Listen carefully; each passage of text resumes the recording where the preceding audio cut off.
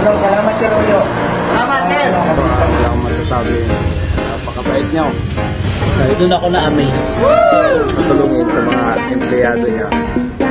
Sir, maraming salamat. Kung ka Nagbago yung pakikit mo. may magaling mag-awak ng tao. Lagi siyang nandyan pag na kailangan ko. Tapos Marunong siyang makisama sa mga tao niya. Okay, all goods na all goods. Oh, what's up guys? Yan, dahil malapit na matapos ng project namin. Hello?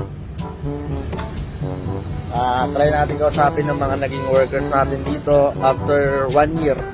Almost 1 year. Tanong natin kung ano yung naging comment nila sa akin as their project engineer dito sa site namin dito sa Makati. Okay? So ito, walang bias to kung ano yung sabihin nila. Tatanggapin ko naman yan para syempre mag-improve din tayo kasi first time pa lang natin naging project engineer. So hingin natin ang mga comments nila, yung mga maipapayo nila sa akin para mas lalo tayong mag-level up dito sa construction field. Okay? So yun lang. Tara, isa-isay natin sila kasi may pwede. Anong masasabi mo kay Engineer Oyo at ano ang maipapayo mo? nasabi lang namin kay Sir Oyo, mabait. Tapos, marunong, makisama sa mga tauhan niya dito sa construction workers. Patuloy mo yan, sir. Basta na magbago. Salamat, sir. Madali lapitan, lalo na pag delay yung sahod namin, pinakailan na kami, invite kay Sir Oyo. Salamat Sir Oyo. Salamat, sir. Kabalitan mo sa amin. Sir, maraming salamat. Kung ikaw man malipat, hindi namin makalimutan yung mahal sa pakisama mo sa amin. Wala na kami mautangan. Okay, ito naman yung pinakamatagal ko na kasama dito sa project na to. Ayan. Yung safety officer namin. Ayan, safe. Ito.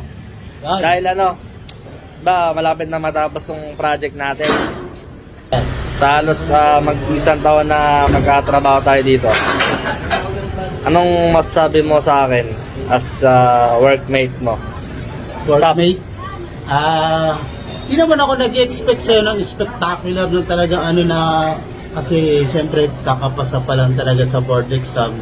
So, wala pang ina-expect na talagang yung matinding experience. Kasi nga, di ba, kakampisa lang sa board exam. Pero as a tao, siguro yun, doon ako na-amaze. Yan, marami kang pinakita na hindi matutumbasan ng isang simpleng katrabaho lang. Yan. Totoo yun.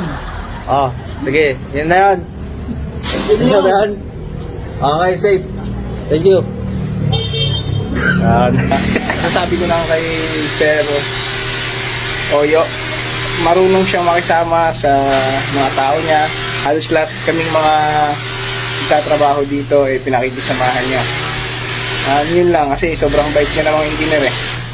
So sa pagiging improve naman ng kanyang pagiging engineer, siguro mas pumulot pa siya ng maraming aral sa mga forma na makakasalamuhan niya para mas mag-improve yung pagiging isang engineer niya.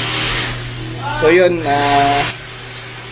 maraming salamat. Yun lang masasabi ko kay Sir Oyo. Shoutout nga pala.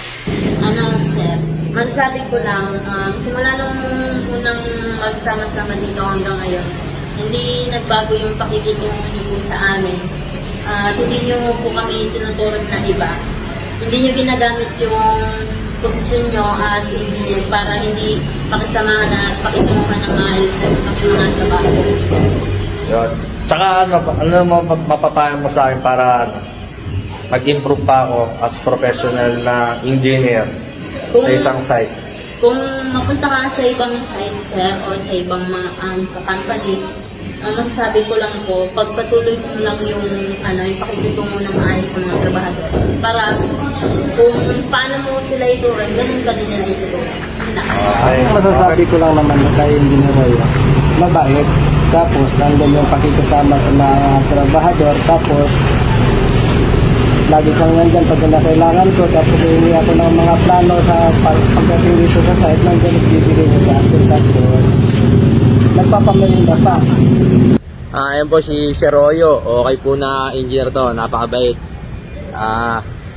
Medyo malugi sa mga tao, pero okay, all goods na all goods.